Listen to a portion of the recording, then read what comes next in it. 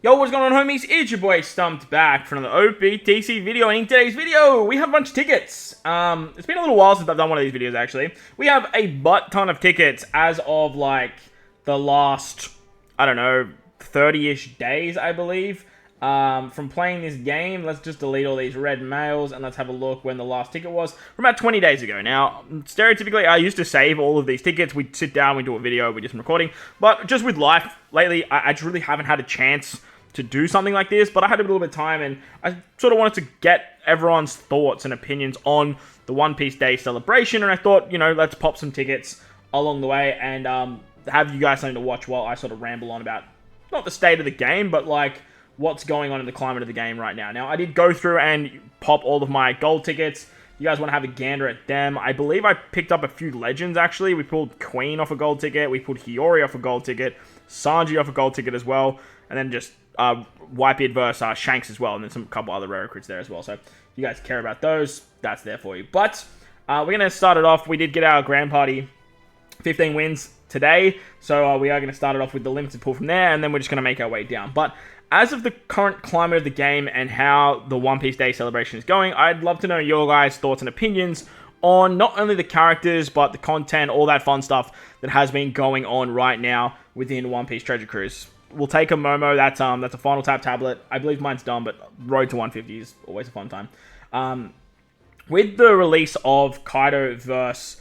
Luffy, and then now into Blackbeard vs. Law, and then potentially into Shanks vs. Kid, how do you guys feel about that, the state of these particular Versugo Fests, as well as, do you think the timing of them was relevant? Do you think the timing of them was good, seeing as what's happening in the anime? As for myself, I do think it's good that we are getting a lot more verse characters. I think verse characters, obviously, they were forgotten for a very, very long time. They were very, very powerful when they first came out. Damn, there's a lot of Beast Pirates going on today. They were very, very powerful when they first came out, like Kaido vs. Big Mom, and then obviously a Kaido vs. Ace. They could do some very, very powerful things with that verse ability. It just basically gave them an extra special, no matter where you put them. And then obviously, as time went on, they lost stuff like super types and super classes and all that other fun stuff came into effect. And the desire for verse characters really wasn't that high. Once Yamato and Kaido hit the game, though, we kind of saw a little bit of a resurgence of verse characters. But seeing the caliber of what they bring now does excite me. The new condition where you just have to pass turns and the verse ability will get charged is exceptional in my opinion. I think it's a fantastic addition on top of an actual condition where you can basically build up 2 verse charges every single turn. I think this is an absolutely amazing addition to verse characters. It takes away from their wonkiness, it takes away from stalling, and it takes away from all that other stuff as well. We haven't now obviously have rare recruits that can give verse charge in their special, kind of like a special charge does, so that's something that's been really awesome added to the game. However, for myself, I feel like these units came too late. I feel like somewhere down the line, they sat down and they said, alright, we've already organized Anniversary. We've got the Int Gear 5 Luffy, we've got Shanks, and then we've got the magazine or the fandom Ace. We've pretty much already sorted those characters. That's going to be our Anniversary. And then after that, we're definitely going to drop this big verse Sugo Fest. Super Sugo. And they wanted to use, obviously, the clash of Kaido vs. Luffy, which is an amazing first versus Luffy, if you ask me.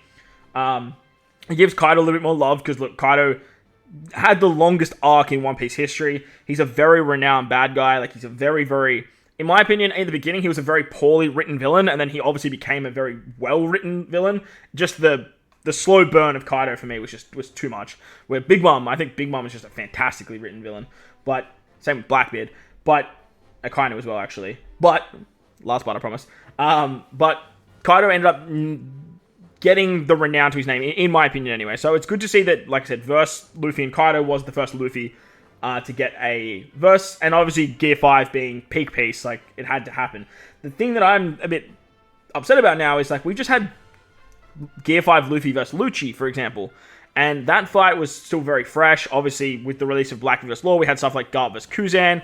The intro was sort of baiting all these crazy fights. We had Shanks vs. Kid not long ago as well. But the Blackbeard vs. Law fight, and obviously the Gear 5 Luffy vs. Kaido fight, feels like forever ago. Like, Luffy vs. Kaido especially was, what, this time last year was when that fight, like, technically started.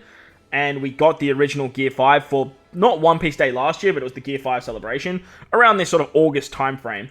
As for Law vs. Blackbeard, I don't dislike the character choice. I don't dislike the characters being Super Sugo and being a verse character. I just think it's really odd that they added this character right now, and then especially doing a clash where it was Kuzen versus Garp, and they gave Kuzen... Fuck off, Alba. They gave Kuzen a side legend to go alongside Blackbeard, kind of ruling out the whole, alright, well, Kuzen's not really getting a versus Garp legend anytime soon. I don't think they ruled it out to the point where it's not going to happen, but just as of right now, it's not. And they might save the Galaxy Impact Clash for something like New Year's down the line, or fuck Stump, right? Or for something like the 10.5 anniversary. Maybe they do something like that down the line. But again, we'll fall back into that trap of, well, hang on, this fight was 3 months ago. What about the stuff that's happening now? And I feel like we were in Wano for so damn long, and I definitely understand why people don't feel as hype about Kaido vs. Luffy. As exciting and as amazing as the character is, a lot of people don't buy into the hype because, look, we've just had so much Wano for so many years, and we're so ready to just move on to Egghead, that having these units come right now does seem a little bit... Why? We just obviously had the memories of the Straw Hat celebration, and we've gone well back in time. Shout out to Kaido, there he is. And the Beast Pirates, they're just popping up everywhere. We've obviously gone back in time with like the memories of the Straw Hats, the memories of Marineford with Whitebeard, so I get that we've kind of gone back, but it still just feels like, whilst that fight was forever ago, it really was like the last massive fight. For Luffy anyway. So, these types of characters, I believe, are the V-Jump characters. These are special characters. So I didn't actually use these. I don't know where these guys are from, actually. They might be from, treasure maps. And then these are like One Piece cards. So I wanted to save these for the video too, because these seem like special kind of pulls. They're not legend pulls, but they do seem like special pulls. Like I said, as for Blackbeard vs. Law, though, like Blackbeard vs. Law feels like it was years ago. Well, no, not years ago. It feels like it's come, it's gone, and the game had already done it. We had the free-to-play PKA Blackbeard, who basically just looks identical to this Blackbeard Strike. We had the femboy, well, sorry, the Lady Law and Lady Beppo unit come, and then like Kid and Killer, and that kind of celebration when those units came out was just very reminiscent of that particular fight with Law versus Blackbeard. So I found it really weird that they've kind of gone back here, released a Law, released a Blackbeard here. It definitely had to happen, but like I said, I just think the timing it's very strange. As for the caliber of the characters, I am very impressed with majority of them. Momo definitely was like what the hell's going on here. Yamato was just came out of left field, obviously the magazine. I love this stuff, which I'll touch on in a little bit. Yamato's fantastic. Luffy vs. Kaido is absolutely demonic, especially the Luffy for endgame players. Like, it just opens the door to 2 burst stages, which is like crucial for Kusuna right now. But Kaido just does fantastic things for the Driven class, which really needed a buff. Blackbeard with his HP guard is probably the most broken mechanic in the game, and if you are an endgame player with an established box, you can do some foul things with Blackbeard. Like, it's bypassed so many mechanics of the game. On top of that, you have Law, which I don't think they hit the nail on the head with Law. Law's not a bad character, not by any means, but I feel like Law's kit would have would have worked better over on Kid. I think if you made Law like a cerebral based, and then turned Kid into the striker variant, you would have had like all bases covered, and then obviously with Shanks being a slasher, you would have had like powerhouse driven, free spirit, cerebral, striker, and then slashes for this like massive One Piece Day celebration. So Law's just kind of a bit missed for me, but as we get more love with strikers and stuff like that, we can definitely see some more love. Is that our 3rd Alba? Bro, what the hell? As for these particular characters and how we feel about the One Piece Day celebration, this is probably going to be something moving forward. The last 3 years, we've had the Film Red celebration, and then we had Gear 5 last year, and now we have One Piece Day.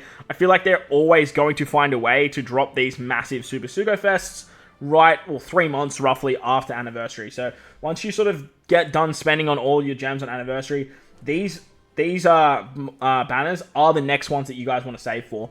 These banners, though, are not an illustrious Sugo Fest. They release exceptional characters, and they really want you to spend your gems, because obviously if you save from anniversary all the way into New Year's, you're going to have so many gems at your disposal. Like, so many gems.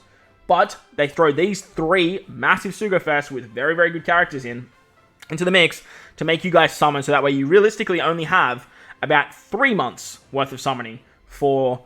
Why the hell is Bastille here?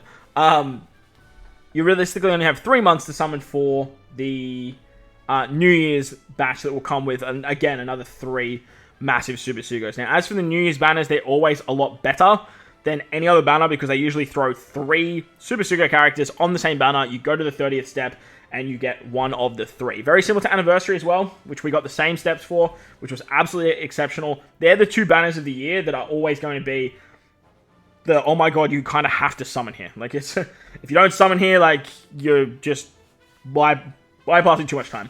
We'll obviously have the 10.5 Anniversary for an Anniversary exclusive. This one can be skippable for most players. Same with the Worldwide Thank You Celebration, which is stereotypically Global's Anniversary. Those ones can be skippable, but look, Anniversary exclusive characters, they're hard to come by, and if you do miss out on them, for example, like Roger, for example, you're not going to see them again for about 6 months' time. So that's up to you where you guys want to spend your games. But these particular banners, just be mindful that if you guys don't walk away with everything, don't be discouraged. Try and get your hands on Super Sugos, but just be mindful that, like, literally in 3 months' time, these characters will be back. So that's a big upside to the characters that release right now. As for... Yo, we take Lilith. Okay, yeah, that's good. We'll take Lilith. I definitely need Lilith.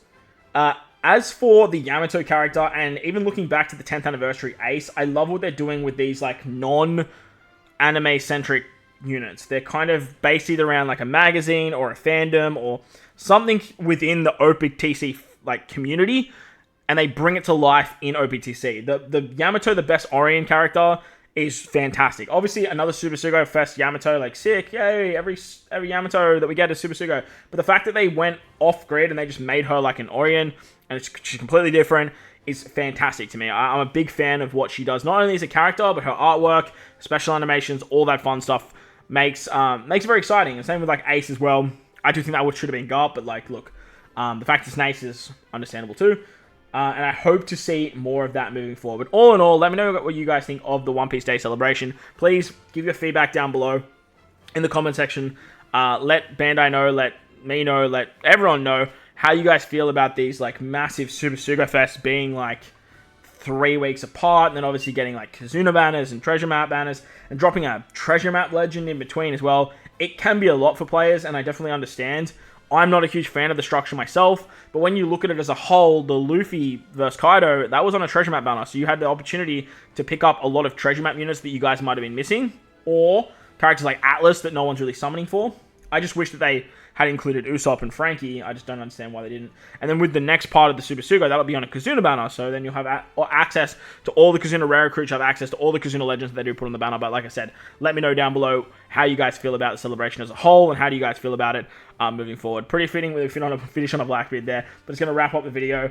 As for the tickets, we pulled a couple of good stuff, but look, honestly, nothing really to drive home about. But let me know what you guys pulled on your tickets. If you guys pulled a new legend recently or anything like that, let me know down below. While you're down there, belt the like button, hit the subscribe button, do all that good stuff. Most importantly, wherever you guys are in this beautiful world, please remember to enjoy the rest of your day. As always, homies, thank you all for watching, and I will catch you all in the next one. Let's